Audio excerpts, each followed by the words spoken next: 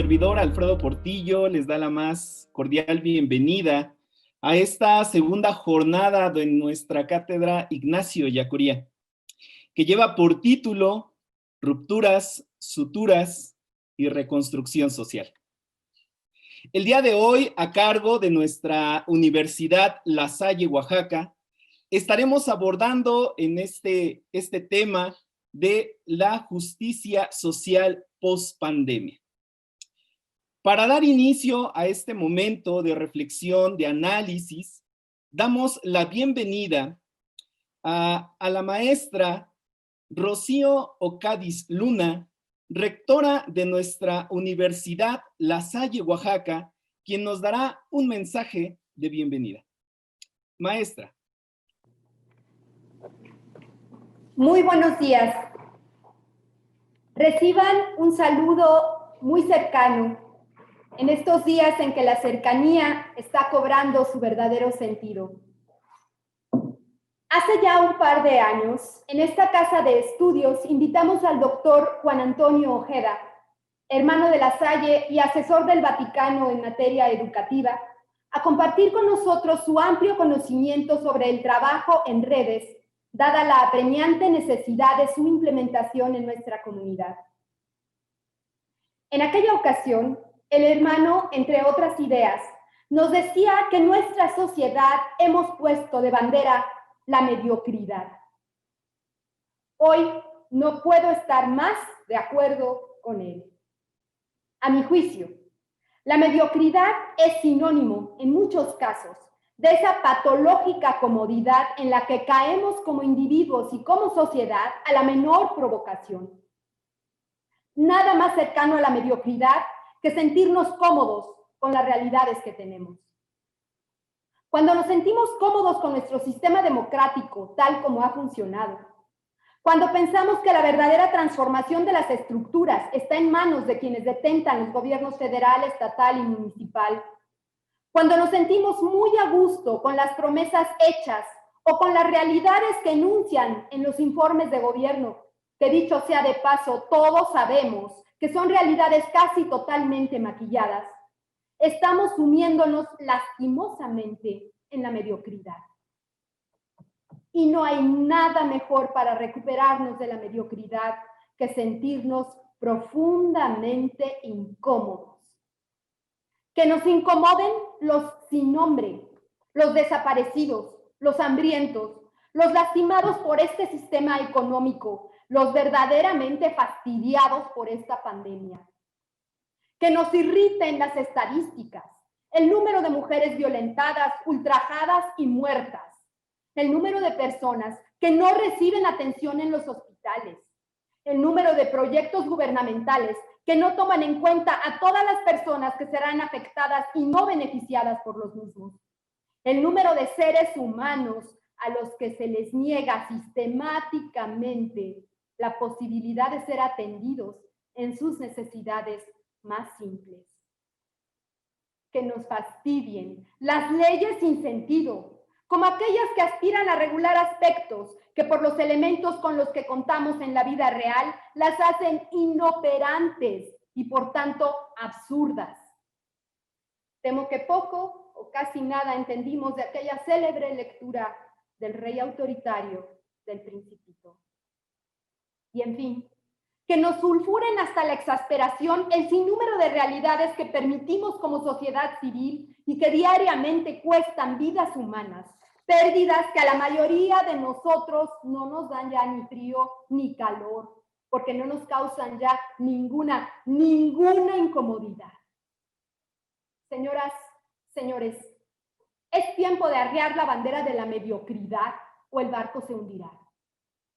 Tenemos que ser lo suficientemente valientes para reconocer los destrozos que nuestra misma indiferencia ha solapado en el tejido de nuestra red social y percatarnos al fin de cómo ese tejido sigue dejando fuera a quienes debiera sostener con mayor esmero. No sigamos esperando remiendos ni remedos de sutura de esta red que no provengan de nuestra sociedad civil. Es nuestra hora.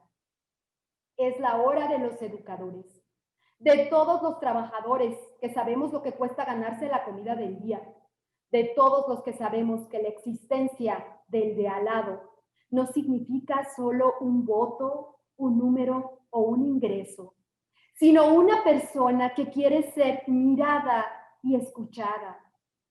Es la hora de reconstruir el tejido social a partir de acciones que emanen de nosotros como sociedad civil. Que la reflexión de la cátedra y la actividad de estos días nos sacuda y nos haga sentirnos muy, muy incómodos. Muchas gracias a todos. Indivisa manet, lo unido permanece. Muchas gracias, maestra Rocío, por este mensaje. Como la maestra Rocío nos señala, pues es la hora. Es la hora de mirar y escuchar, pero sobre todo de no ser indiferentes. Muchas gracias, maestra, por este mensaje que nos da y que, sin embargo, nos alienta en estos momentos de crisis social que estamos viviendo. Y para ello, esperemos que también sus palabras sean eco o puedan alcanzar este eco en esta mesa de análisis que el día de hoy nuestra Universidad La Salle presenta a todos ustedes en esta cátedra Ignacio Ellacuría.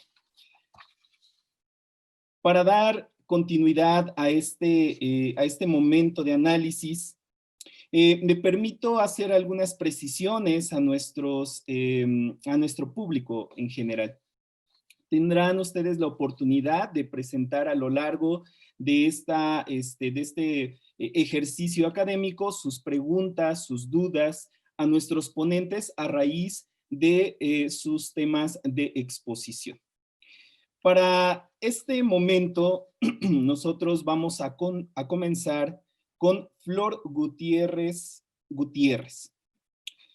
Flor Gutiérrez Gutiérrez es zapoteca de la Sierra Sur, originaria de la comunidad de Recibimiento Cuauhtémoc, municipio de Santiago Textitlán, Oaxaca. Maestra en Ciencias Jurídico-Penal por el Instituto Nacional de Ciencias Penales. Licenciada en Derecho por la Facultad de Derecho y Ciencias Sociales de la Universidad Autónoma Benito Juárez de Oaxaca. También es fundadora e integrante de la Red Nacional de Abogadas Indígenas, RAI-AC, presidenta de Alianza Pro Desarrollo, Democracia y Autonomía Aldea, abogada postulante y defensora de los derechos humanos.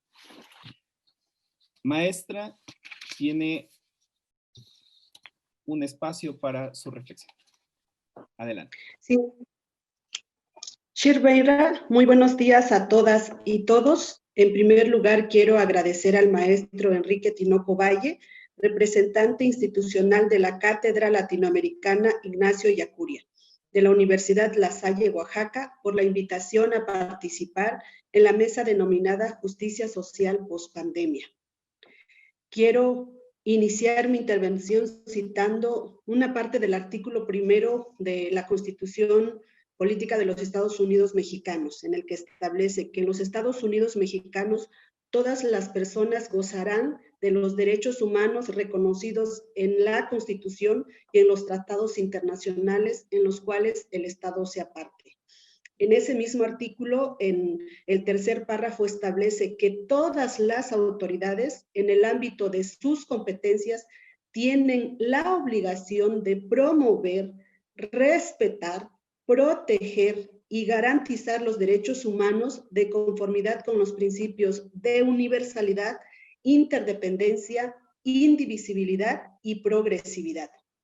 Y en la última parte de dicho artículo establece que queda prohibida toda discriminación motivada por origen étnico o nacional, el género, la edad, las discapacidades, la condición social, las condiciones de salud, la religión, las opiniones, las preferencias sexuales, el estado civil o cualquier otra que atente contra la dignidad humana y tenga por objeto anular o menoscabar los derechos y las libertades de las personas. Esto es parte de la reforma que se publicó el 10 de junio del 2011 en el Diario Oficial de la Federación, y tuvo como eje central el reconocimiento de los derechos humanos y la obligación de que tienen todas las autoridades en sus 3 niveles de gobierno, como lo establece su tercer párrafo del artículo citado. No obstante, de esa reforma en nuestra Constitución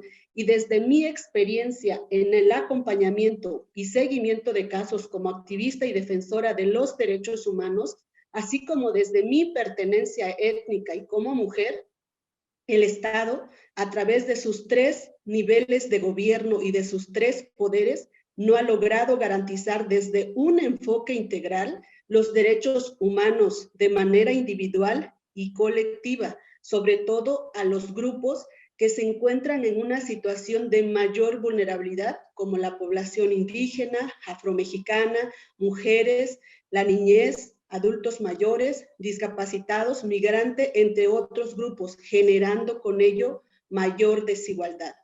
La pandemia provocada por el virus denominado SARS-CoV-2, o también conocido como COVID-19, ha profundizado en las desigualdades sociales. Así tenemos que el derecho humano a la salud ha sido uno de los primeros derechos que se han visto trastocados.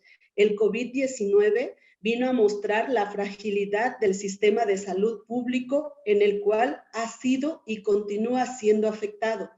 La falta de disponibilidad, accesibilidad a servicios de calidad y sin discriminación ha sido un problema, aunado a que se ha dejado de lado otros enfermos del sector salud. Es decir, tenemos un sistema de salud público débil y las personas que más acuden a los servicios públicos son las personas con los ingresos económicos más bajos, ya que de acuerdo al Coneval, el 55.8% de personas en Oaxaca acuden al centro de salud, pero todas y todos sabemos las deficiencias de estos centros en cuanto a la falta de personal de salud, equipo médico, infraestructura, entre otros.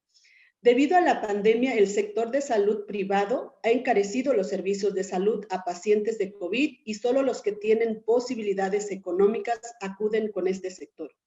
Otro de los derechos humanos trastocados por el COVID-19 es el derecho al trabajo, lo que ha generado mayor pobreza. De acuerdo al informe rendido por el Coneval, del año 2010 a 2015, en Oaxaca, el 24.8% de la población vivía en pobreza extrema y el 43.3% de la población en pobreza moderada, es decir, el 68.1% de la población vivía en pobreza. Según el Coneval, en junio del año 2020, ya en plena pandemia, la tasa laboral en Oaxaca alcanzó el 54.7%, la desocupación el 12.8% y la informalidad llegó al 47.8%. Estos porcentajes nos muestran que la pandemia ha repercutido seriamente en la pérdida de empleos formales y ha llevado a más empobrecimiento económico a las familias. Muchos pequeños negocios tuvieron que cerrar ante los meses de confinamiento, en los cuales algunos ya no podrán reaperturar actividades. En otros hubo reducción de personal. Muchas familias han adquirido deudas para poder sobrevivir. Las grandes cadenas de negocios, aun cuando no cerraron sus establecimientos, en algunos han puesto en riesgo a sus propios empleados. Esta situación, al menos en el caso de Oaxaca, ha orillado a muchas personas al trabajo informal, con lo cual se ahonda más a la enorme desigualdad originada en gran parte por las brechas de acceso al trabajo. La educación es otro derecho humano que se ha visto trastocado a profundidad por la pandemia. Se ha expuesto la enorme desigualdad entre el estudiantado que vive en zonas urbanas y zonas rurales e indígenas. Mientras que algunos toman clases a través de la televisión o por internet o a través de las distintas plataformas en zonas rurales e indígenas, muchos hogares no cuentan con televisión, ni computadora, celular, ni internet. Es más, hay comunidades que ni siquiera cuentan con energía eléctrica o si se cuenta, esta es deficiente. Además de que en gran parte el acceso al internet no es gratuito. En algunas comunidades de la Sierra Sur de Oaxaca, por ejemplo, las y los alumnos desde marzo no han tenido contacto con sus profesoras y profesores. Desde esa fecha hasta el día de hoy no han tomado una sola clase. Esta circunstancia afecta a las personas con menos ingresos y por lo regular son y se ubican en los pueblos y comunidades indígenas.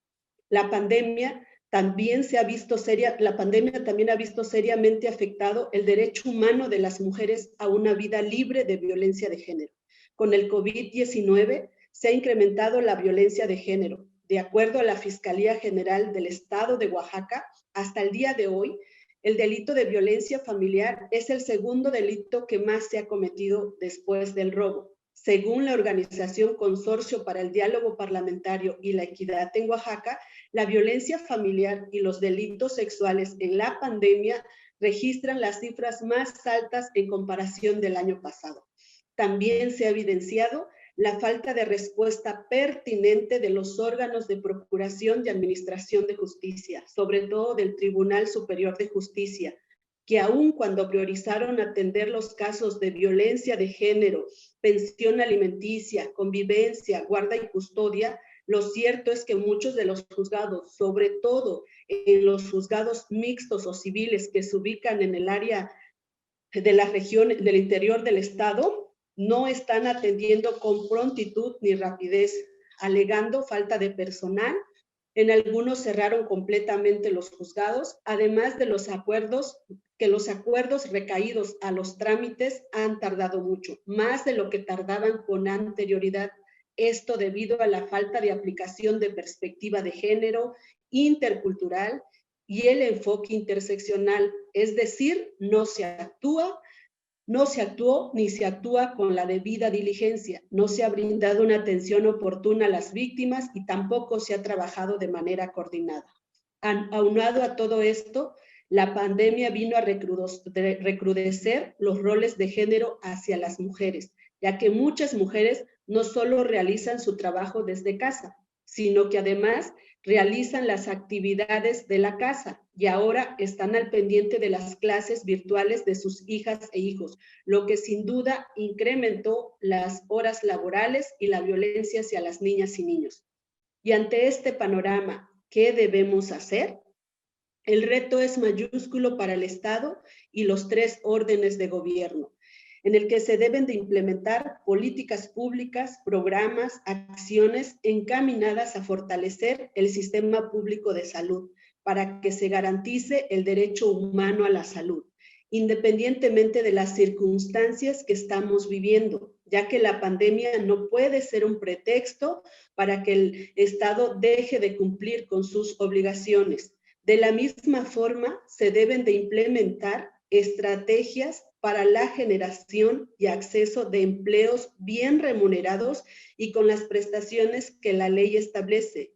Y en cuanto a la educación, sobre todo en zonas marginadas e indígenas, se deben buscar alternativas para que no se continúe violando el derecho a la educación de la niñez, porque el modelo que se está implementando por la pandemia es infuncional y sobre todo en contextos indígenas y rurales.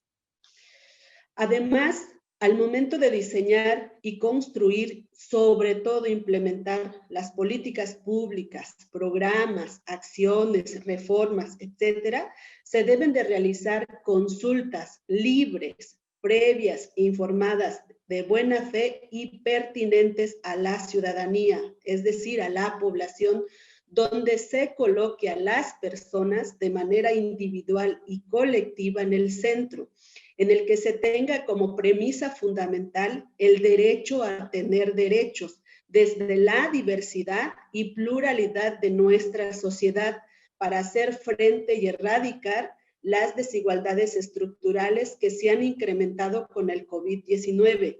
De ahí la necesidad del trabajo coordinado y esa debe ser la exigencia de la sociedad, por encima de las diferencias políticas de nuestros gobiernos. Y por sobre todo, la sociedad, es decir, nosotras y nosotros, no podemos mantenernos al margen ni esperar pasivamente o dejar que el gobierno haga todo. la sociedad debe asumir su responsabilidad. Para ello, debemos de dejar a un lado nuestros individualismos y mirarnos como humanas y humanos. Ello porque nuestra salud, empleo, educación, derecho a una vida libre de violencia, el acceso a las justicias, entre otros derechos, no es un asunto individual, sino colectivo. Por ello, es tan necesario reconstruir y fortalecer la conciencia social respecto de las diversas problemáticas que enfrentan grupos que se encuentran en una situación de mayor vulnerabilidad, el cual ha ahondado en desigualdades que atenta contra la dignidad, los derechos y las libertades y obstruyendo que haya justicia social. Muchas gracias por la atención.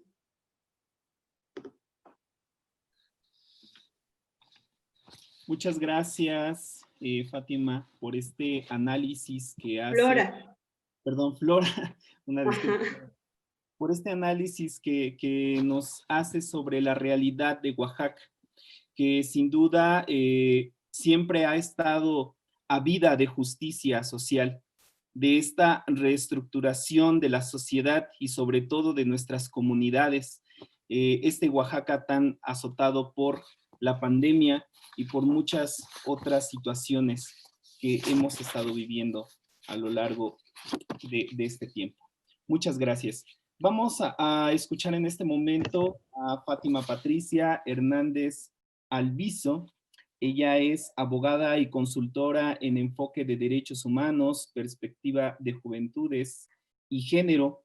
Está comprometida con la defensa, de la defensa en sociedades civiles, así como dentro de movimientos sociales. Ha fungido como consultora en la Fiscalía de Investigaciones para el Delito de Feminicidios en la Ciudad de México y en la atención a víctimas y colectivos.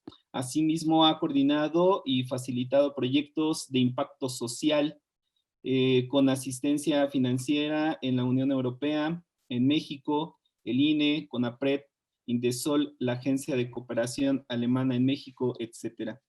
Cuenta con amplia experiencia en procesos de incidencia política y social y se ha destacado como asesora y acompañante jurídica en casos de violencia contra la mujer y personas jóvenes, además de ser promotora y gestora de procesos pedagógicos en derechos humanos desde una mirada de educación popular. Adelante, Fátima, por favor. Muy buenos días a todas y todos. Les agradezco mucho la invitación. Es para mí un placer estar en la Cátedra Latinoamericana Ignacio Ellacuría. Estoy muy contenta por estar acá, también un poco nerviosa porque estoy compartiendo panel con grandes defensoras y defensores de derechos humanos, los cuales, creo yo, compartimos una preocupación legítima ante la crisis que nos va a dejar, que nos está dejando más bien, porque es algo que aún no finaliza, la contingencia sanitaria por COVID-19. Cuando me hicieron esta invitación, yo quisiera plantearles algo que no viene en mi semblanza curricular, y es que además de dedicarme a ser asesora jurídica para víctimas y colectivos de personas víctimas, también soy acompañante de interrupciones voluntarias del embarazo en una ciudad, en un estado en donde su práctica está criminalizada. Soy originaria del estado de San Luis Potosí, un estado enclavado en el Bajío mexicano. Históricamente hemos sido un estado que ha dejado muy atrás las demandas de los colectivos de mujeres por justicia social, y en ese sentido, atendiendo a aquello que yo percibo en mi realidad cotidiana, quise plantear que la justicia social, porque ese es el nombre del panel, también es la justicia reproductiva. Cuando hablamos de justicia reproductiva, y ahí voy a hacer algunos apuntes, solo que mi presentación avance, claro. Ya, gracias.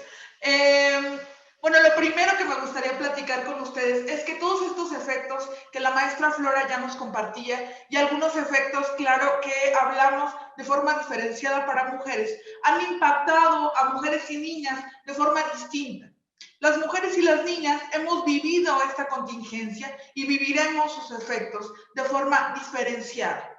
Hoy, por ejemplo, se está discutiendo en el Congreso de la República sobre la ley de cuidados, el reconocimiento constitucional por primera vez al derecho al cuidado. ¿Pero qué significó para las mujeres esta nueva jornada laboral a la que nos tenemos que enfrentar por la teleeducación, por pasar mucho más tiempo en el hogar, porque hay enfermos y enfermas a las cuales cuidar, y en el histórico es un rol que se atribuye a las mujeres?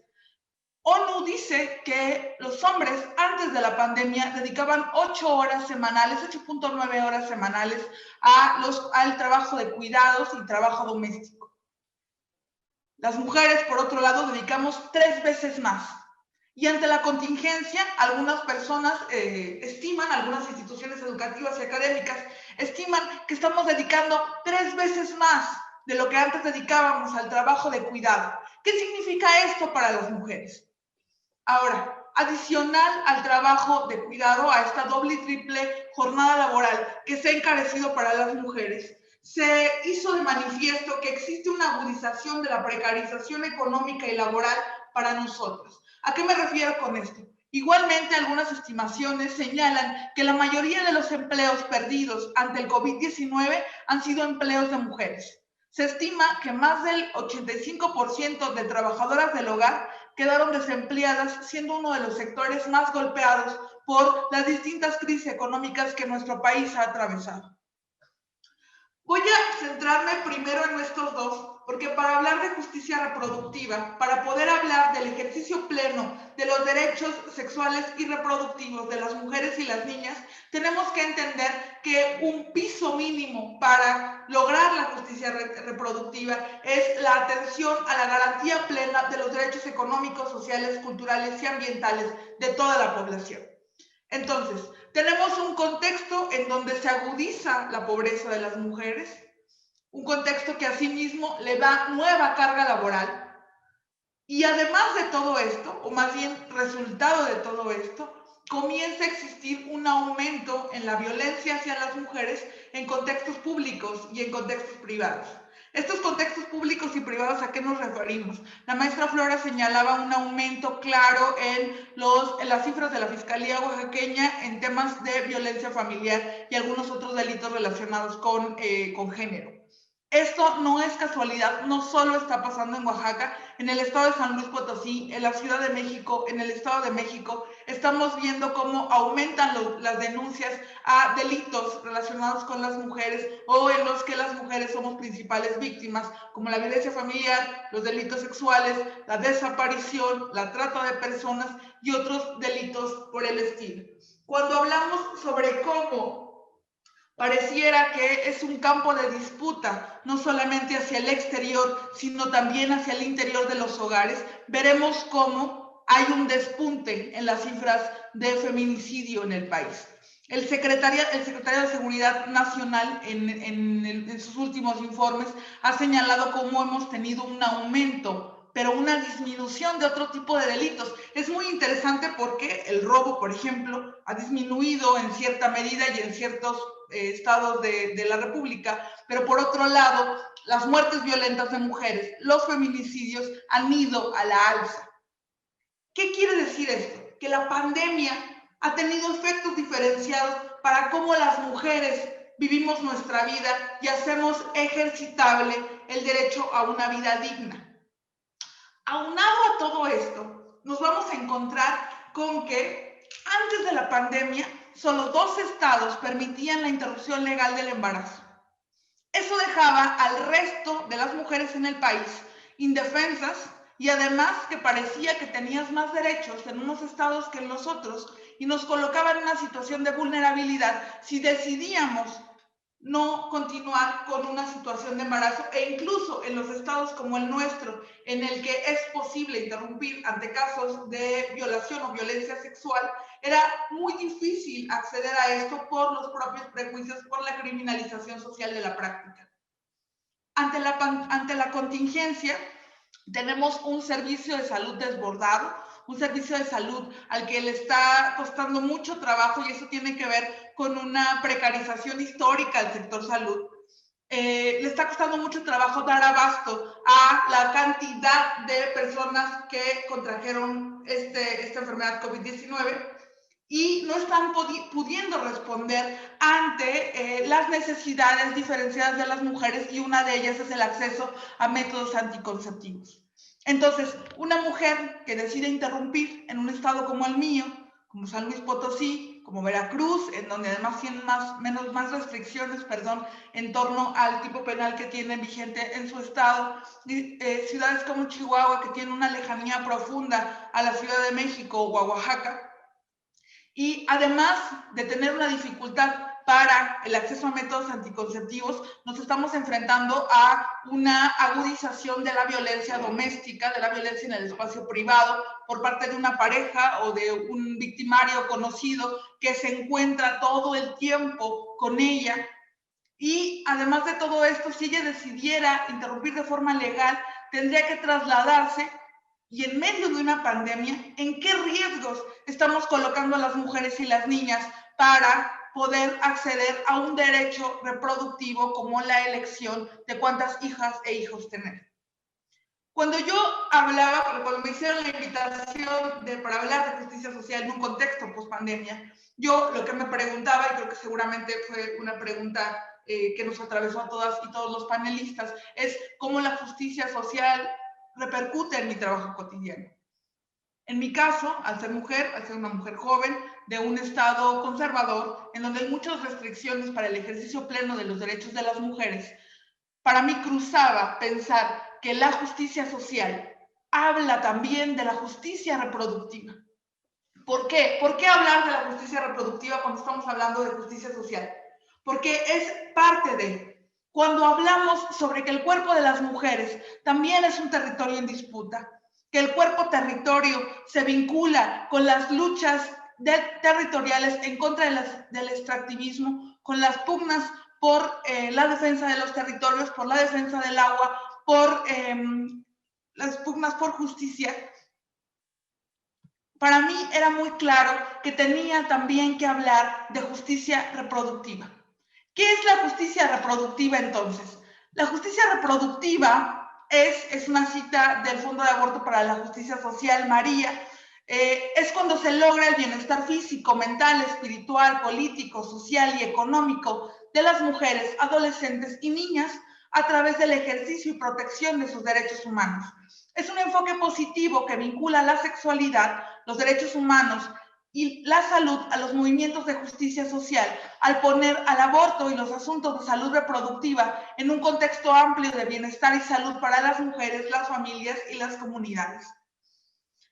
Siento yo que tenemos que entender que la pandemia COVID-19 es una crisis y será una crisis capitalista. Como cualquier crisis capitalista, esta necesita y siempre ha necesitado controlar el cuerpo de las mujeres porque es un sistema de explotación que privilegia el trabajo como fuente de su riqueza de acumulación. Al controlar el cuerpo de las mujeres, y lo controlan, en este momento está habiendo esta agudización del control del cuerpo de las mujeres con el aumento de la violencia hacia nosotras, con el aumento de los feminicidios, con tener por primera vez en muchos años, no recuerdo cuál fue la última vez, atender a una manifestación social con disparos. Eso para mí ha sido uno de los picos de esta crisis de derechos humanos que este país viene arrastrando desde hace mucho tiempo. Se busca justicia por algunas y se responde con violencia sexual, como a las mujeres de Atenco, y con disparos. Si esto no habla del control del Estado sobre el cuerpo de las mujeres, ¿qué lo hará? Por ello, hablar también de cómo la justicia reproductiva está vinculada a los asuntos de justicia social es menester para que podamos entender cuáles serán los efectos que va a tener esta contingencia para nosotros, para nosotros. Espero ir bien de tiempo. Sí, bueno. ¿De dónde surge el término justicia restaurativa? Coloqué acá a una mujer afrodescendiente pionera en la búsqueda de los derechos civiles, porque la justicia reproductiva surge como concepto en Estados Unidos a partir de las necesidades de las mujeres de color. Se movilizaron para promover una perspectiva distinta a ser pro-choice. Pro-choice quiere decir, claro, estar a favor de la interrupción del embarazo, y claro que lo estamos, pero no tenemos que aislar el aborto de los demás movimientos de justicia social. Ellas enmarcan que es igualmente importante pelear por el derecho de decidir si quiero tener hijos e hijas, por el derecho de decidir si quiero o no tener hijos e hijas, el derecho a crear la familia que yo quiero y el derecho, claro, a crear, a disfrutar, mi sexualidad. Era importante entonces para mí hablar sobre este tema porque creo yo que el cuerpo de las mujeres es la última frontera del capitalismo. Acá les colocaba una frase de muchas defensoras de derechos humanos: si no es ahora, ¿cuándo? Si no somos nosotras, ¿quién? Porque en este momento nos encontramos ante, sí, una crisis, claro, pero además es una crisis que está exhibiendo que es menester, que es necesario despenalizar la interrupción del embarazo en todo el país. Tener políticas que garanticen los derechos sexuales y reproductivos de las mujeres y las niñas, pero además tenemos que voltear de nueva cuenta a cómo está la justiciabilidad de los derechos económicos, sociales y culturales en las poblaciones en situación de vulnerabilidad. Esta crisis humanitaria y sanitaria ha descubierto la situación en la que el país se encontraba y ha agudizado la marginación, la pobreza, las desventajas sociales. Y por ello es necesario que quienes nos encontramos trabajando todos estos temas, no solo vinculemos la justicia social con la reproductiva, sino entendamos que es nuestro momento, que es el momento de cambiar las cosas. Muchas gracias. Muchas gracias, Fátima, por esta perspectiva, sobre todo desde tu experiencia y en este contexto de San Luis Potosí. Sin duda, vinculándolo con la participación de Flora, pues rescatamos que hay esta necesidad de esta justicia social, que de alguna manera es todo un proceso que Ignacio Ellacuría también nos plantea como una exigencia a estos tiempos, en esta canalización de rescatar a los actores sociales que son pues las comunidades, ¿no? La gente marginada, la gente pobre. Vamos a dar paso a nuestro siguiente participante. Él es Edrey García Reyes. Él es licenciado en Derecho por la Universidad La Salle, Oaxaca, y maestro en Derechos Humanos por la Universidad Autónoma de San Luis Potosí. Es asesor jurídico de nuestra universidad y también profesor en Ciencias Sociales y Humanidades. Actualmente estudia el doctorado en Liderazgo y Educación Superior en la Universidad Anáhuac, Puebla. Maestro Edrey, adelante. Hola, pues muy buenos días a todos. En general, muchísimas gracias a la Universidad La Salle, Oaxaca, y a las escuelas particulares pertenecientes al movimiento de la Cátedra Latinoamericana Ignacio Ellacuría, sobre todo por la invitación a la participación en este evento anual.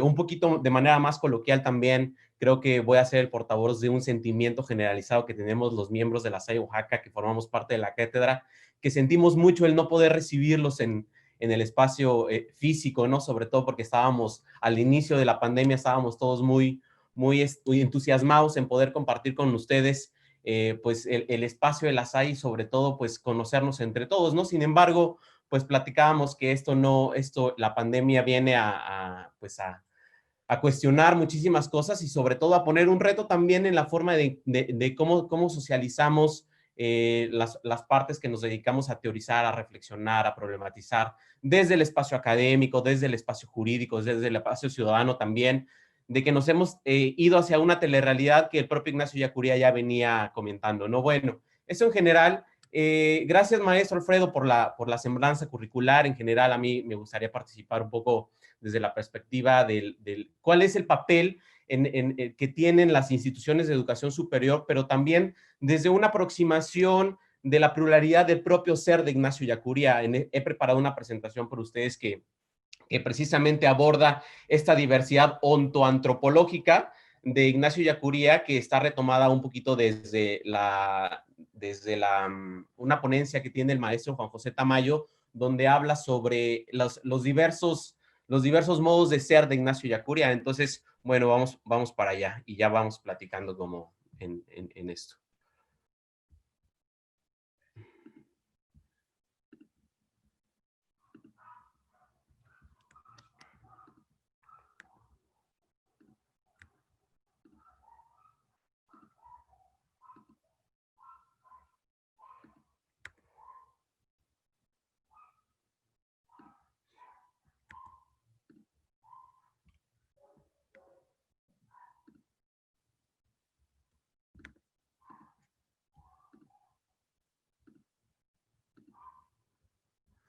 Bueno, cuando yo he preparado esta presentación, ya se ve, ¿verdad, maestro Alfredo? Si me pudiera confirmar. Sí, gracias. Bueno, en esta pequeña charla también, sobre todo, es retomar algunos aportes conceptuales del propio filósofo, del teólogo, ¿no? Del maestro Ignacio Ellacuría, en un título que he denominado El paradigma de la diversidad ontológica del ser, y que es un referente teórico preferente para guiar la praxis en la pospandemia. Cuando yo hablo de un referente teórico preferente, hablo sobre esta vinculación parcial de que los académicos y los estudiosos y los teóricos en general, o la persona que quiere ejercer la filosofía desde donde quiera, escoge preferentemente a alguien que le parece que ofrece opciones para guiar su praxis, ¿no? Y entonces de pronto cuando pensamos en Ignacio Ellacuría y en precisamente San Juan Bautista de la Salle, hay algunas categorías o unas opciones teóricas que guían la praxis humana, y entonces ahorita lo vamos a centrar. Cuando digo paradigma de la diversidad ontológica, precisamente retomo la postura de algunos de sus más continuadores de su obra, que son pues en general filósofas o filósofos, que hablan acerca de Ignacio Ellacuría como rector, como padre, como filósofo, como teólogo, como profesor universitario, en donde cuando nosotros recordamos, precisamente cuando ayer escuchábamos al maestro, al primer panel, ¿no? Que hablaban sobre el método de historización de los conceptos, que es un método complejo de diversificar o analizar un problema desde diversas posturas. Creo que el propio Ignacio Ellacuría aplicó el método de historización de los conceptos en su propio ser humano, es decir, el propio Ignacio Ellacuría diversificó sus formas de ser y de interpretar la realidad para que él mismo historizaba su propio ser, y entonces así aplicaba el método de interpretación de la realidad que le rodeaba, y que era una realidad de mucha opresión a partir de la dictadura militar que se sufría en El Salvador, ¿no? Bueno, entonces me he propuesto establecer un objetivo de esta primera aproximación, y es platicar sobre la diversidad ontológica o ellacuриana, que es teorizar complejamente la diversidad antropológica del ser de Ignacio Ellacuría a partir de los siguientes horizontes, que serían el mártir y la teología de la liberación, el paradigma del gestor educativo de la liberación, que es así como yo le he propuesto, es decir, a una práctica del funcionario universitario que administra instituciones de educación superior con una perspectiva parcial por la dignidad humana, ¿no? Es decir, el rector, el profesor universitario, el administrador de un programa educativo, ya sea de licenciatura o de posgrado, que escoge referentes epistemológicos y prácticos que pueden guiar ese programa educativo para problematizar la realidad, que desde la ciencia se hace como una forma de acceder a la realidad, ¿no? Sobre todo cuando yo platico con mis estudiantes, decimos que hemos también de criticar el propio academicismo con el que se ha abordado. Es decir, muchas veces los académicos han procedido como una forma de decir, bueno, es que la universidad, como decía Michel Foucault, es una forma del poder fáctico de dominación, y entonces las universidades tienen que proceder con humildad al reconocer que, que el conocimiento científico es una de tantas formas de acceder a la interpretación de la realidad. Bueno, ahorita vamos a profundizar un poquito en eso. Vamos a hacer una brevísima aproximación al método de historización de los conceptos, porque precisamente en la charla de ayer ya habíamos, con la primera mesa, los doctores nos platicaron un poquito sobre estos conceptos. Aplicar el método es el bien común, que es un referente, una problematización, un tema que nos habla Ignacio Ellacuría en Escritos Filosóficos, y cerraremos con la Ley de Economía Social. Primero, quiero retomar al mártir y a la teología de la liberación, porque en este primer acercamiento desde la Universidad La Salle, Oaxaca, que tiene una misión muy clara desde su fundador, que es San Juan Bautista de La Salle. Cuando nosotros venimos a trabajar al paradigma de la educación superior, que es la obra educativa de San Juan Bautista de La Salle, hacemos un breve acercamiento al análisis de su vida y se cuenta cómo San Juan Bautista de La Salle renunció a los privilegios de clase, que era pertenecer a una familia aristócrata o burguesa de la época, y entonces él renunció a esos bienes materiales para pasar a formar parte de la pobreza de la cual él se quería ocupar. Es precisamente cuando Ignacio Ellacuría habla de la opción profética por los pobres. Pero cuando nosotros decimos los pobres, aquí no solamente hablamos de los empobrecidos, como dice Ignacio Ellacuría, que no son los pobres porque por casualidad, sino que el sistema los ha empobrecido adrede, ¿no?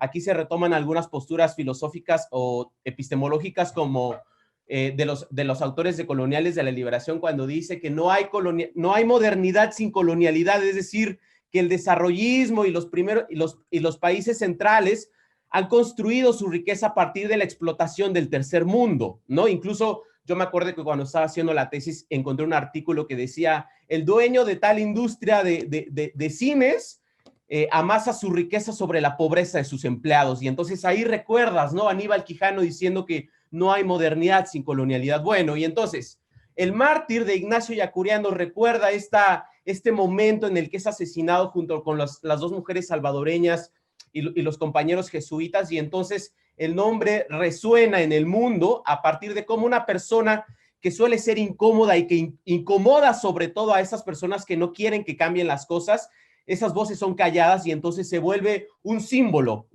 del martirio y de la crucifixión del pueblo, que ha de ser transformada a partir de una praxis comprometida, ¿no?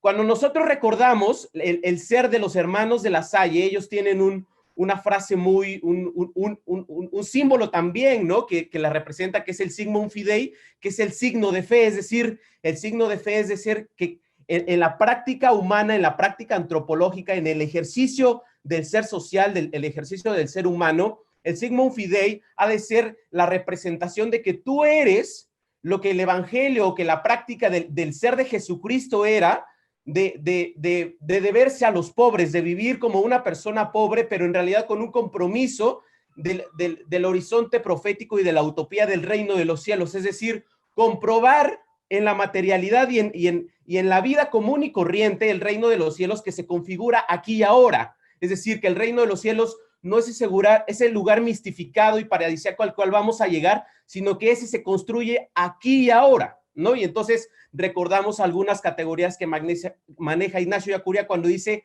encargarse de la realidad y hacerse cargo de realidad como un encargo que supera la voluntad del ser humano, es decir, cuando nosotros somos puestos en el paradigma de la vida humana, nos comprometemos a hacernos cargo de esa realidad. Entonces, aquí hay algo que yo he denominado como empatía axiológica entre los valores de una persona que vivió hace varios siglos, que es San Juan Bautista de La Salle, y que es la opción que hizo, ¿no? La opción por los pobres, e Ignacio Ellacuría, como un hombre de nuestra época, ¿no? Más cercano a nuestra existencia, y entonces también habla proféticamente de la opción por los pobres. La teología de la liberación, solamente quiero recordar, posicionar que es una corriente de la teología que tiene unos referentes o unos objetivos muy particulares y que es de problematizar y sobre todo de visibilizar la realidad histórica latinoamericana, ¿no? Bueno, vamos por acá.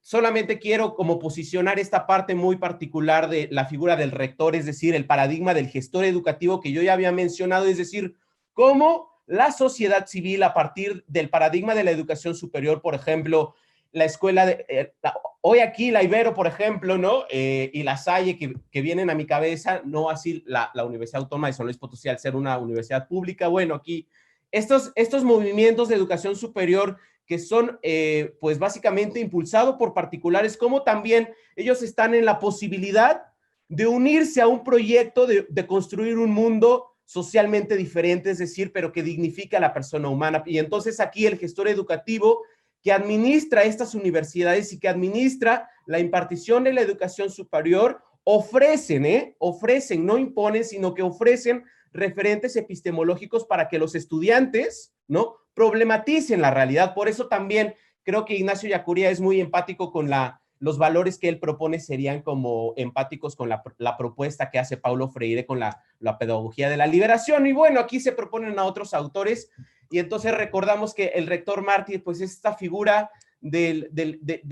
precisamente de la dominación que se perpetra en contra del pueblo y cómo asesinan a una serie de personas que dicen la verdad, ¿no? Eso cuando decimos que la verdad incomoda, por eso hay mucha represión a los movimientos sociales, porque precisamente los movimientos sociales han evidenciado todo eso. Bueno, el brevísimo acercamiento al método de historización de los conceptos es preguntarse el concepto, la realidad, el movimiento social del feminismo, el movimiento social de la liberación sexual, el movimiento social de los migrantes, es decir, incluso historizar el concepto de democracia, historizar el concepto de constitución, ¿desde dónde? ¿No? Es decir, porque creo que hemos procedido con un estudio, por ejemplo, de los conceptos cuando nosotros hacemos academia, de algo que se llama como un eurocentrismo académico, de que siempre queremos hacer democracia o el derecho que se enseña en las escuelas de derecho de las facultades, del 90%, voy a decir, de las facultades de derecho, se enseña un derecho muy heteronormado, muy patriarcal, muy apaciguado al orden legítimo, que es el orden de la dominación, por ejemplo. Y nosotros, retomando la propuesta ellacureana, sería siempre preguntarse ¿desde dónde? ¿Para qué?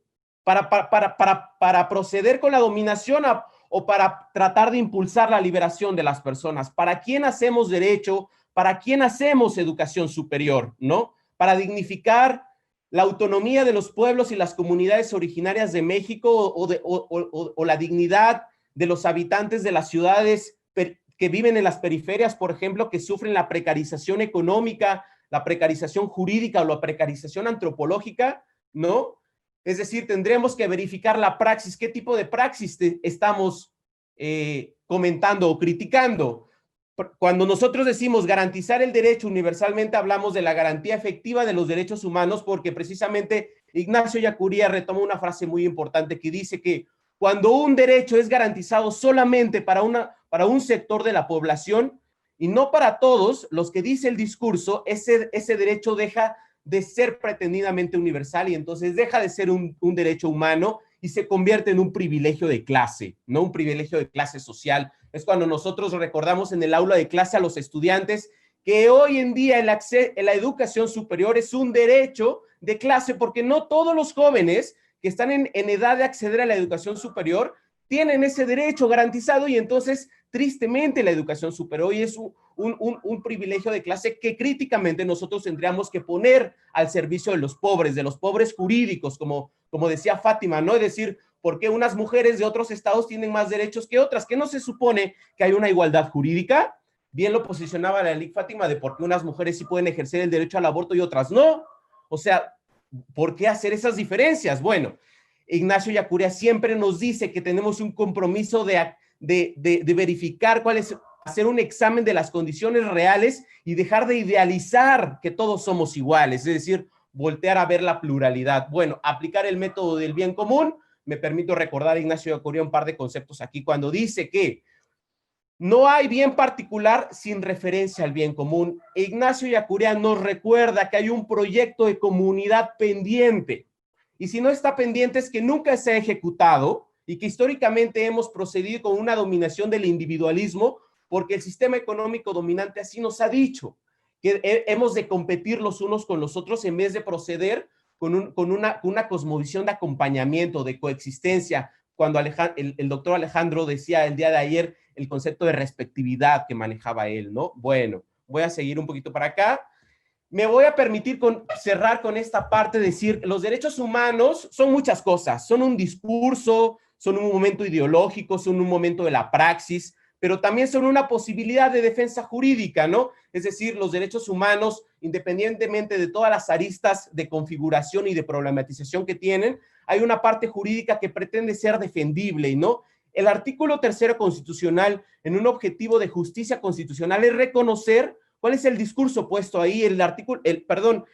Esta parte dice que el sector de la economía es el sector de la economía que se refiere el párrafo 8º del artículo 25 de la Constitución Política de los Estados Unidos Mexicanos, el cual funciona como un sistema económico creado por organismo de propiedad social basados en relaciones de solidaridad, cooperación y reciprocidad, privilegiando al trabajo y al ser humano, conformados y administrados en forma asociativa. La Constitución está reconociendo que las formas asociativas de participación son prioritarias hoy en la Constitución y además en tiempos de pandemia. Pero ¿cuáles las inconsistencias del sistema? Me quiero permitir algo que pasó hace 2 semanas en la ciudad de Oaxaca. En la ciudad de Oaxaca hay diversas formas de organización, como son el tequio, por ejemplo, u otras formas de participación, como son las asambleas. Hay diversas formas de participación. Una de esas es el tianguis. Hay una existencia de un tianguis autogestivo y colectivo de participación feminista también, que tienen formas de ocupación de plazas públicas. Estas formas de organización, sobre donde todo el trueque es la forma de intercambio económico y de flujo de bienes y servicios, y sobre todo de productos, ¿no? Es una forma de coexistir en comunidad que supera esta visión economicista del lucro, ¿no? Y entonces este proyecto autogestivo propone el trabajo en comunidad a partir de la ocupación de un espacio público, no de manera permanente, sino solo por un espacio. ¿Y qué pasó? Este tianguis fue reprimido y fue quitado con lujo de violencia. Y entonces, ¿no se supone que la Constitución reconoce prioritariamente las formas de participación colectiva? Aquí están las inconsistencias del sistema cuando se reprimen. Me voy a permitir recordar al maestro Juan José Tamayo cuando dice: ¿por qué mataron a Ignacio Ellacuría, a sus compañeros y a las 2 mujeres salvadoreñas? Los asesinaron. ¿Por qué? Se preguntaba desconsolado su compañero y jesuita, el teólogo John Sobrino, que se libró de la matanza por encontrarse de viaje. Él mismo respondía: porque analizaron la realidad y sus causas con objetividad, dijeron la verdad del país en sus publicaciones y declaraciones públicas, desenmascararon la mentira y practicaron la denuncia profética por ser conciencia crítica en una sociedad de pecado y conciencia creativa de una futura sociedad distinta, la utopía del reino de Dios a favor de los pobres, y eso no se perdona. Bueno, pues quiero agradecer en esta parte, sobre todo, creo que con esto estaría cerrando. De verdad, muchísimas gracias. Me quedo con esta parte de recordar que hoy en la justicia pospandémica, el referente teórico que nos ofrece Ignacio Ellacuría y otros autores latinoamericanos son preferencia porque se demanda una práctica comunitaria y una práctica comprometida del ejercicio de la humanidad con una visión por la dignidad, por el ejercicio autonómico, ¿no? Sobre todo de la libertad y de la capacidad para que cada sujeto pueda determinarse en sus propios intereses, respetando el proyecto de comunidad en esa parte. Bueno, pues muchísimas gracias, maestro Alfredo. Gracias a todos. Muchas gracias, maestro Edrey, por esta magnífica intervención. Este anuncio del reino que tú haces, que señalas, pues es aquello que viene Jesús de Nazaret a anunciar, el reino de Dios, ¿no? Y bueno, esta vinculación que tú nos presentas entre San Juan Bautista de la Salle, con esta visión y esta urgencia, esta necesidad que plantea Ignacio Ellacuría, y que de alguna manera también podemos encontrar en San Ignacio de Loyola, pues es esta sensibilidad que ellos tuvieron a las exigencias, a las necesidades de su tiempo, ¿no? Ya bien lo señalabas, el día de ayer, pues escuchábamos a nuestros panelistas sobre esta idea de que no puede existir a priori un orden justo, ¿no? Sino que desde dónde que tú nos planteas, pues nos ayuda a entender también la pregunta que nos planteaban el día de ayer sobre cómo nuestras acciones configuran a los demás, cómo nuestras acciones tienen una repercusión en los otros, en los demás. Y esto en nuestro contexto oaxaqueño, como ya nos venía señalando Flora y nos enfatizaba también Fátima, pues hay ciertos sectores que necesitamos también poner atención en estos momentos de pospandemia, ¿no? Esta justicia pospandemia que tanto está llamándonos a esta urgencia social. Bueno, vamos a continuar con nuestros ponentes.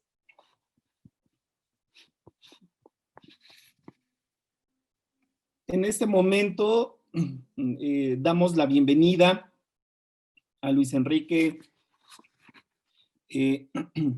Pereda Trejo. Él es maestro en Derecho y abogado con más de 20 años de experiencia profesional. Sólida experiencia en temas de derecho público y su relación con el ciudadano y la protección de sus derechos, así como teoría del Estado, diseño normativo y rendición de cuentas.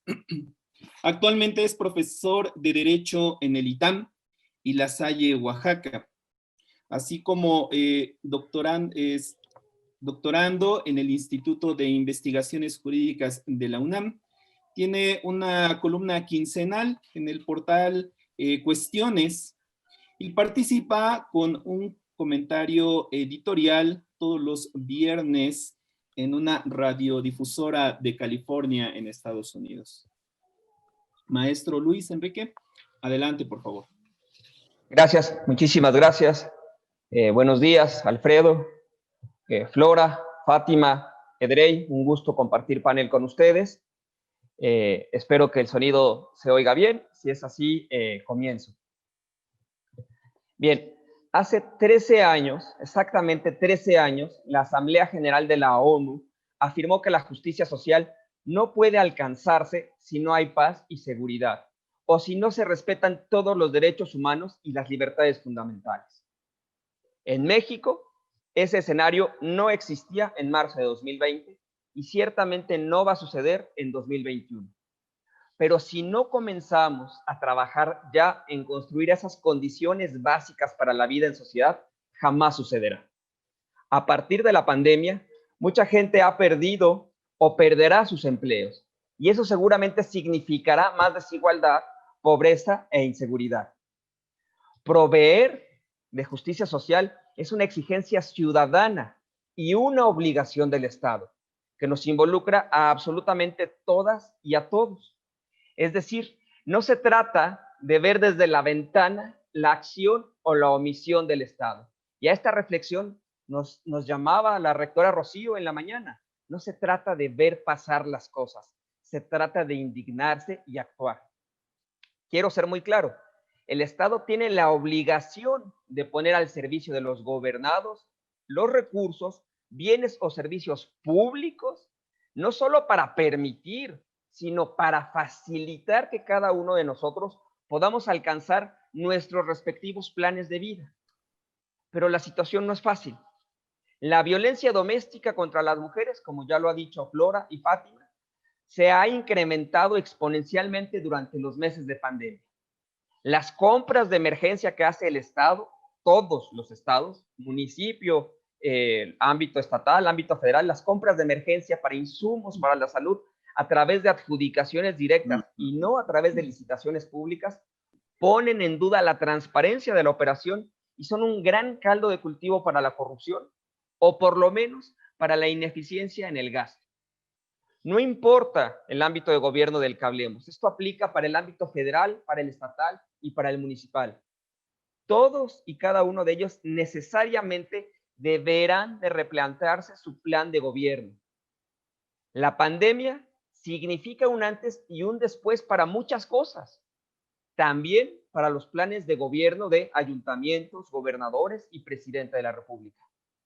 O por lo menos debería de significar un antes y un después. Lo peor que nos puede pasar una vez superada la pandemia, cuando eso ocurra, porque es cierto, Fátima tiene razón, no hemos acabado. Lo peor que nos puede pasar es que no pase nada. Lo peor que nos podría pasar después de superada la pandemia es que regresemos al estado previo a la pandemia. Algo tuvimos que aprender, algo se nos tiene que quedar, algo tuvo que haber hecho mella en nuestra sociedad, más de 100,000 muertos. Y aquí es donde entramos los ciudadanos. No pidamos a nuestros gobernantes una justicia social. Por el contrario, construyámosla para nosotros. No es pese a ellos, es con ellos. Construyamos nosotros, ciudadanos y autoridades públicas, nuestra justicia social. Para eso, por supuesto, se requiere trabajo, tolerancia, compasión, empatía y sí, también poder político. Ese poder político que está en manos del Estado. El próximo año, como todos ustedes saben, hay elecciones en todo el país y vamos a escoger más de 3,000 cargos públicos. Vean el mapa de las elecciones del próximo año. Más de 3,000 cargos públicos. ¿Qué les vamos a exigir a nuestras candidatas y candidatos? ¿Lo mismo de todas las elecciones? ¿O en esta ocasión haremos una elección y haremos de la elección un punto de partida para la construcción de un estado de paz, justicia, equidad y desarrollo? ¿Por dónde comenzar? Se preguntarán los amigos y amigas que nos escuchan. Bueno, punto número 1, por informarnos. Nadie puede exigir lo que no conoce. Hay que informarnos. No se trata de que nos convirtamos en todólogos, en expertos de la noche a la mañana. Escojamos un tema social relevante de nuestra comunidad y sobre ese informémonos. Segundo, repudiemos la polarización y toleremos a los que no piensan como nosotros y pidamos ser tolerados. No puede haber diálogo donde hay polarización. No puede haber construcción donde hay exclusión. Tercero, seamos empáticos con nuestros semejantes. Pongámonos en sus zapatos. Hay realidades que no son las nuestras, pero no por eso son menos importantes. Seamos capaces, como ciudadanos, de sentir empatía por los nuestros.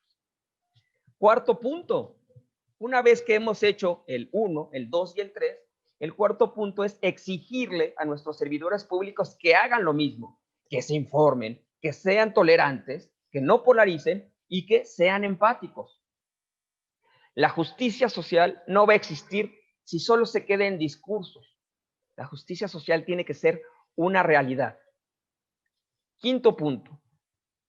Propongo exigirle a las y los candidatos del 2021 que hagan pública su postura respecto a temas directamente vinculados con la justicia social.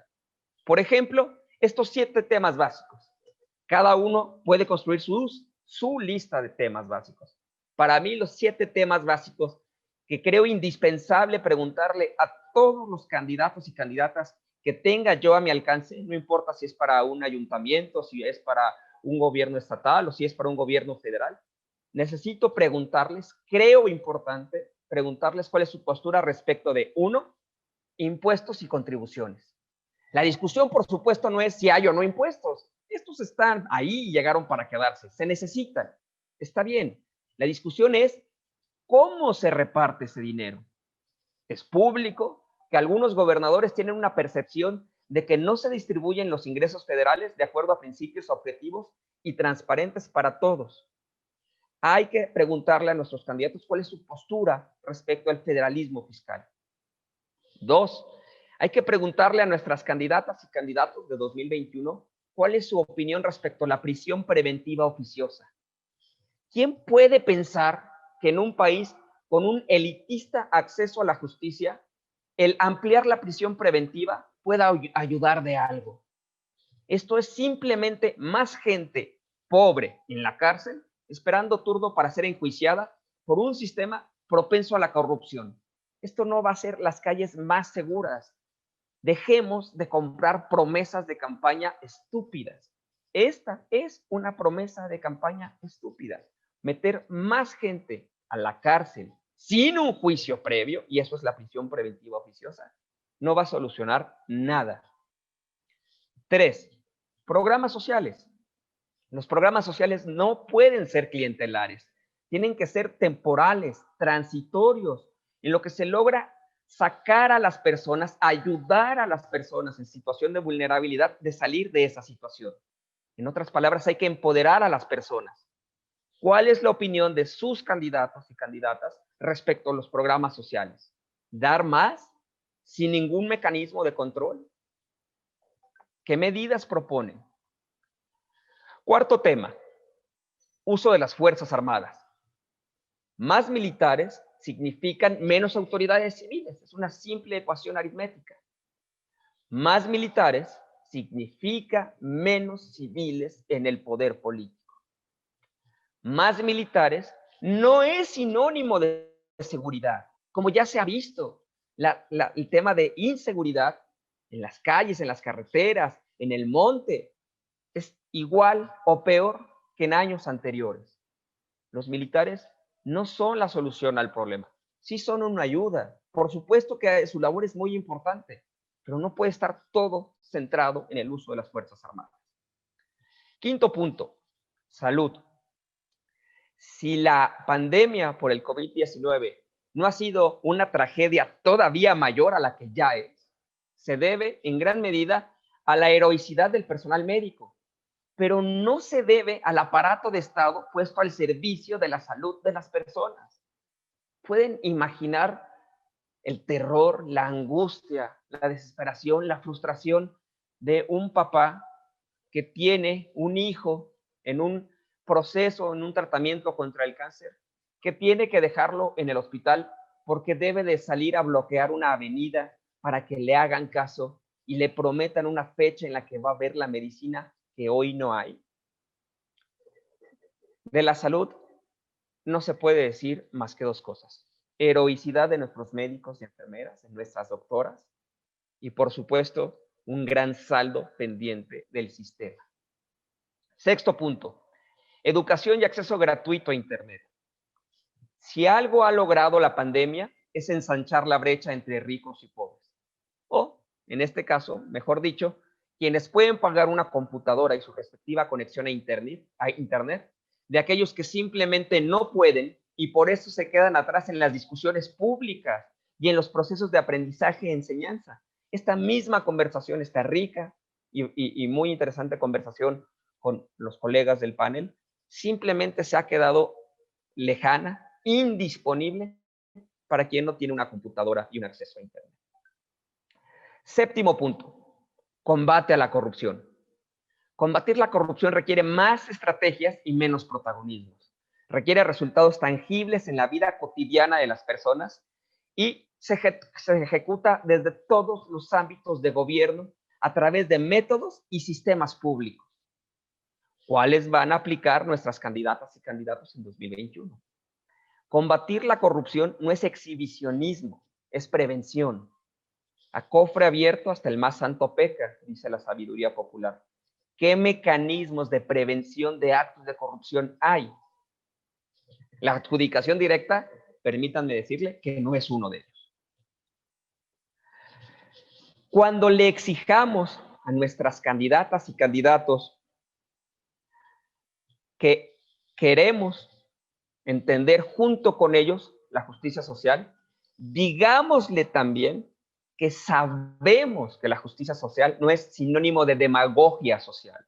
El país no va a cambiar con discursos y propongo que no elijamos candidatos ni candidatas que solo nos den las respuestas que queremos oír. Esas ya las oímos, esas ya las conocemos y esas no cambian la realidad.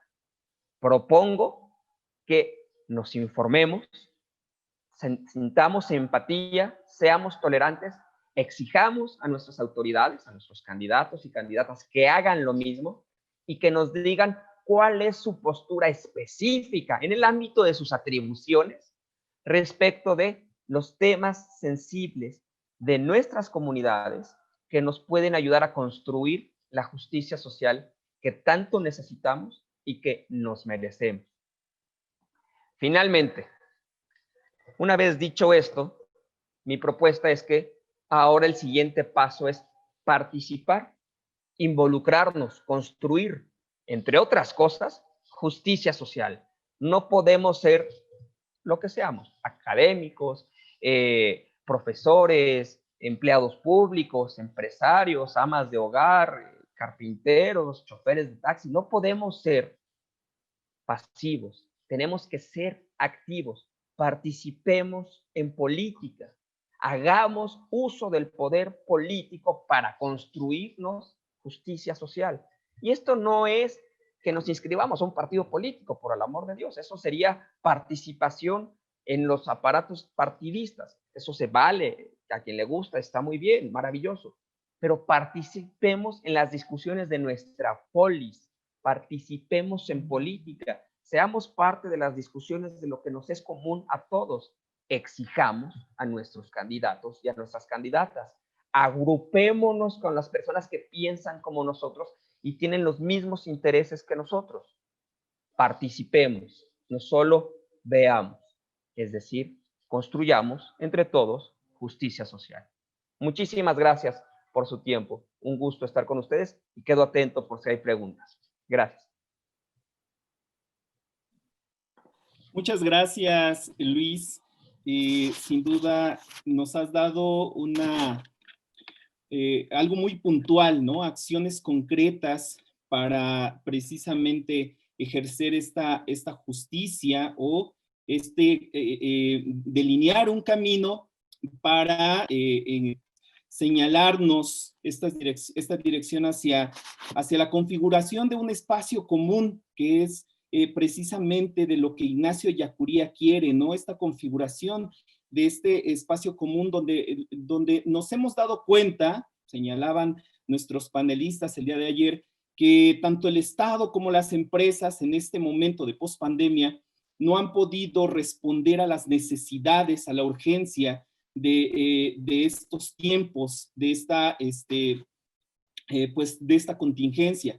Y es precisamente este espacio común a partir de las comunidades que se han involucrado en tomar estas acciones para poder hacer frente a esta pandemia, a esta situación que se nos presenta, quienes han estado configurando su entorno, su espacio, para dar respuesta más puntual a estas necesidades. Y de alguna manera estos puntos que tú nos señalas, pues serán un itinerario indispensable para que nuestras comunidades, sobre todo en Oaxaca, pues tengan y tomen estas acciones en virtud de seguir animando a la participación social y a esta exigencia de justicia de todos y cada uno de nosotros. Para concluir esta mesa de análisis de justicia social post-pandemia, tenemos la participación de Miguel Ángel Vázquez de la Rosa. Él cursó la licenciatura en Derecho y Ciencias Sociales en la Universidad Autónoma Benito Juárez de Oaxaca. Ha realizado el diplomado para dirigentes de organizaciones civiles en la Universidad Autónoma Metropolitana, Unidad Xochimilco, y estudió el diplomado Organizar la Sociedad y la Política en Tiempos de Globalización en la Universidad Católica de San Paulo en Brasil. Es socio fundador de la organización Servicios para una Educación Alternativa desde el año de 1994. Y durante los años de 2012 al 2015 se ha desempeñado como consejero electoral en la 8ª Junta Distrital del Instituto Nacional Electoral con sede en Oaxaca. Fue asesor de la Comisión de la Verdad que se conformó en el año 2014 para la investigación de las violaciones de los derechos humanos en el periodo de 2006 y 2007. Y actualmente se ha desempeñado como director de Radio Universidad de la Universidad Autónoma Benito Juárez de Oaxaca. Miguel Ángel, un gusto tenerte con nosotros. Adelante, por favor.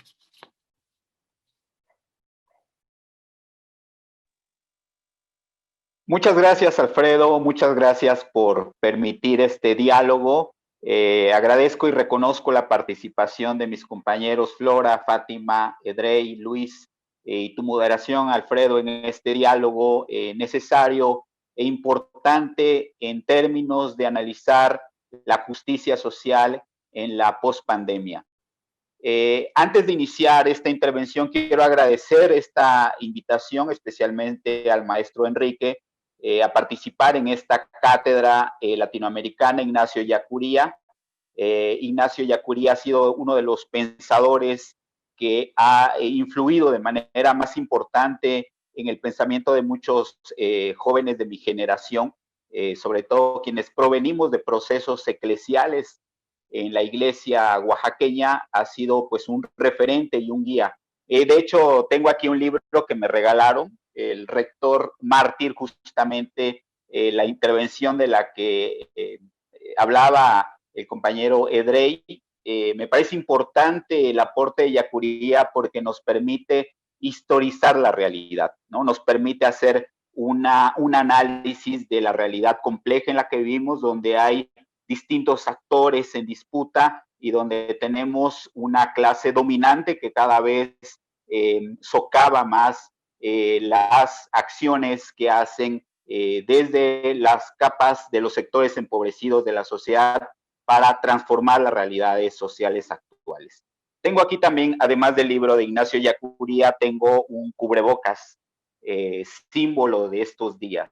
Yo hace un tiempo, en este tiempo post-pandemia, de la pandemia, perdón, escribía en Facebook a propósito de los símbolos y del poder de los símbolos, que es un cubrebocas, es un tapabocas, es una mascarilla, es una barrera de protección, es una máscara quirúrgica, un recurso que garantiza mi seguridad o la seguridad del otro o la de ambos, instrumental médico, método preventivo, una medida sanitaria para mitigar la expansión de un virus, una cosa que se pone entre la nariz y la boca, una cosa que se pone entre la barbilla y el cuello, una gargantilla, parte del look, algo que nos protege contra el COVID, algo que no necesariamente nos protege contra el COVID, una obra de arte, cualquier trapo que exista, algo tan importante para salir como las llaves, lo que reduce el contagio del coronavirus, lo que no reduce el contagio del coronavirus, un objeto de deseo, un capricho, una necesidad, de uso obligatorio, de uso no obligatorio, objeto de culto, un gesto de solidaridad, signo de poder, signo de debilidad, una disputa. A propósito del poder de los símbolos y todo lo que ha representado, todas las discusiones que ha traído todo este tiempo de la pandemia entre distintos sectores, desde el sector público, sector social, respecto a pues las medidas de protección para reducir los impactos de esta pandemia. Yo me permití escribir un texto para ser precisos y tratar de analizar desde distintos ángulos no solo el tiempo de la pospandemia y la justicia social, sino en qué momento estamos, de dónde venimos y hacia dónde nos conduce todo esto. Voy a permitir leer y compartir este texto.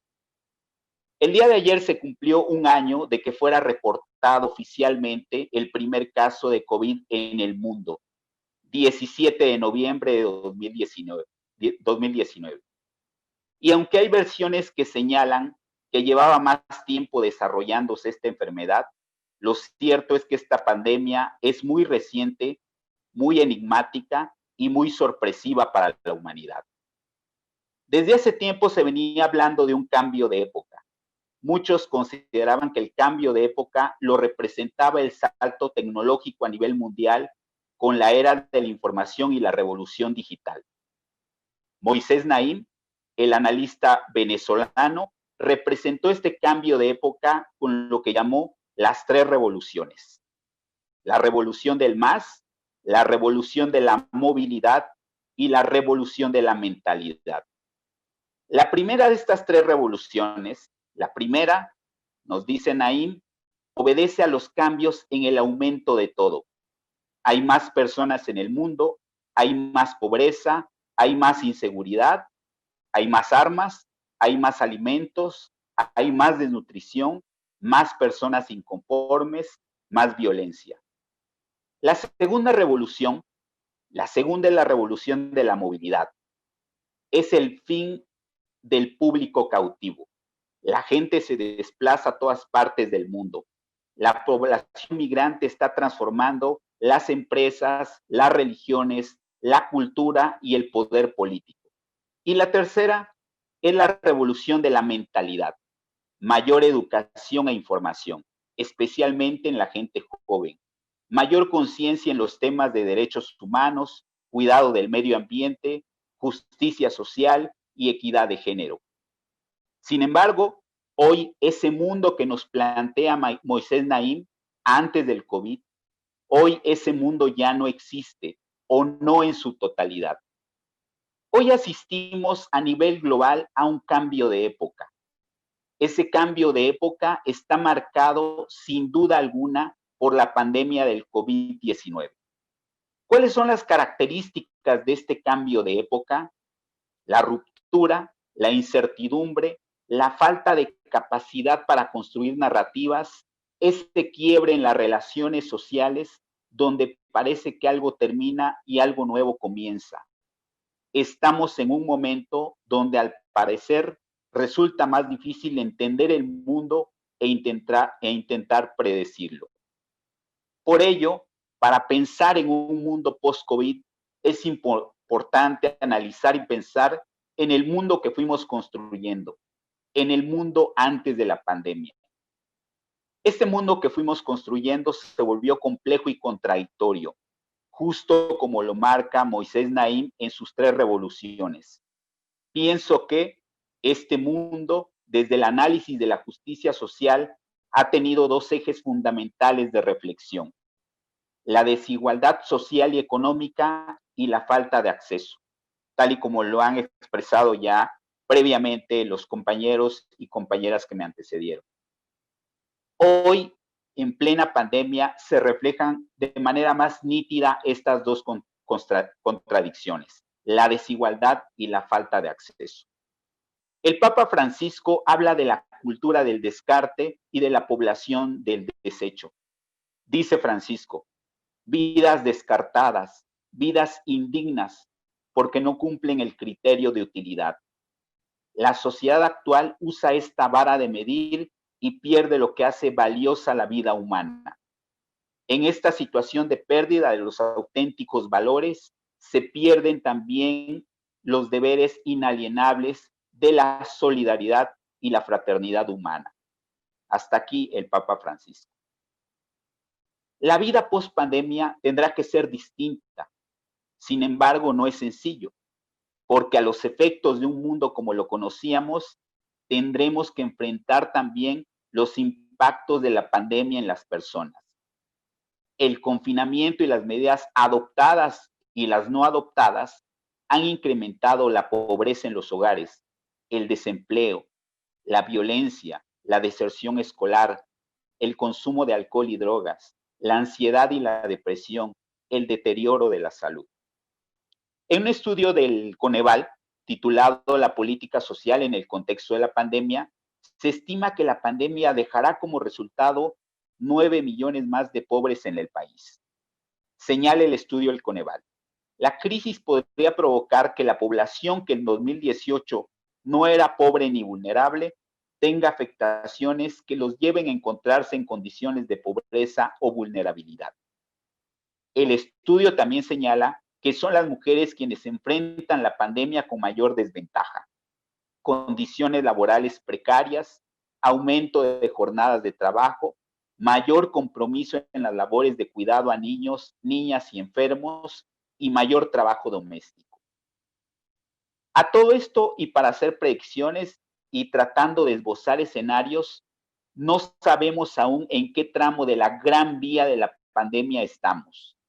Es probable que estemos cerrando una primera etapa que yo le llamaría la etapa del entrenamiento o del conocimiento del fenómeno. Esta etapa que ha traído en México de manera oficial más de 1 millón de contagios y 100,000 defunciones. También es probable que estemos en la segunda etapa, una etapa donde lo peor ya haya pasado. Si lo peor ya ha pasado, estaríamos esperando en unos meses más la llegada del tan deseado semáforo verde. O bien, podemos estar en la tercera y última etapa, la etapa donde está próxima la luz al final del túnel. Esta luz sería la vacuna. ¿En qué momento de la pandemia nos encontramos? La verdad no lo sabemos. Tampoco sabemos cuándo será el día siguiente al COVID. No sabemos cuándo será el tiempo del post-COVID. Es probable que no sea ni siquiera el próximo año. Lo que sí sabemos, o de aquello que tenemos mayor evidencia, es de los efectos devastadores de esta pandemia en materia de justicia, desarrollo, derechos, por decirlo de manera rápida, en materia de justicia social. Se ha dicho que la mejor manera de predecir el futuro es creándolo desde ahora. Es importante empezar a sentar las bases de aquello que queremos que sea el mundo post-COVID, especialmente en materia de justicia, desarrollo, relaciones de equidad e igualdad, en el cuidado del medio ambiente. Yo colocaría 3 ejes que considero fundamentales para la construcción del tejido dañado, no solo ahora con la pandemia, sino desde antes de la misma. Un primer eje sería la vida comunitaria y la cooperación. En este sentido, tenemos mucho que aprender de las comunidades indígenas y la dinámica comunitaria en cómo se ha sorteado la pandemia, el cuidado colectivo y la disciplina en las medidas adoptadas. El segundo eje sería la recuperación de los espacios públicos y la reconstrucción de los espacios privados. Cuando hablo de espacios públicos, me refiero también a los espacios de toma de decisiones y a los medios de comunicación. Y el tercer eje sería el fortalecimiento del Estado y la institucionalidad democrática. Esto con la participación más comprometida de la ciudadanía en la exigencia de derechos, en la demanda de mejores condiciones de vida. Finalmente, y para concluir esta intervención y para agradecerles su amable escucha, estamos en un tiempo especial. Hoy tenemos que construir comunidades resilientes. ¿Cómo podemos construir comunidades resilientes? Acorde con la estudiosa Angélica Koratirenko, existen 3 pilares para construir una resiliencia comunitaria, los cuales son la autoestima colectiva. Aquí se hace referencia a las percepciones satisfactorias sobre el sentimiento de pertenencia a la comunidad. La identidad cultural, que se construye por procesos de interacción basados en costumbres y actividades culturales propias. El humor social se refiere a la capacidad de encontrar la comedia en la propia tragedia y la solidaridad entre los miembros de la comunidad. Cuando más solidaridad, más capacidad, mejores procesos y resultados resilientes. Este diálogo y esta conversación es muy necesario justamente ahora que no sabemos exactamente en qué momento nos encontramos de la pandemia, pero el momento en que tenemos que empezar a construir las bases y los cimientos de lo que será el mundo post-COVID. Muchas gracias por su escucha. Muchas gracias, Miguel Ángel, por esta intervención y este cierre. Creo que tu intervención nos ayuda a cerrar pues, el sentir de nuestros demás compañeros en este ejercicio de análisis, porque creo que Oaxaca tiene un elemento, ya todos lo han señalado, un elemento muy importante, que es este sentido comunitario. Este ambiente comunitario que los oaxaqueños hemos vivido, sentimos, y que ha sido la base precisamente para salir adelante en momentos de crisis, en momentos y circunstancias adversas a cada uno de nosotros y de manera colectiva, ¿no? Esta vida comunitaria es necesaria, ¿no? Y precisamente en esta cátedra de Ignacio Ellacuría hemos visto que hay una necesidad urgente de esta exigencia social que trastoca distintos ambientes y que llega a distintas personas. Para retomar incluso lo que nos decía hoy nuestra rectora, es la hora, precisamente, es la hora de poder y de poder seguir en la construcción de un orden más justo todavía.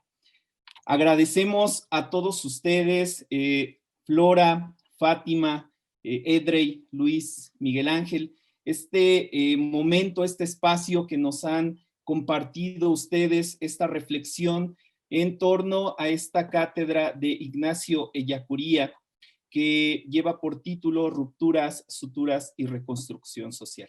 Los invitamos, público, a que se queden con nosotros en este momento. A las 11 vamos a tener otra mesa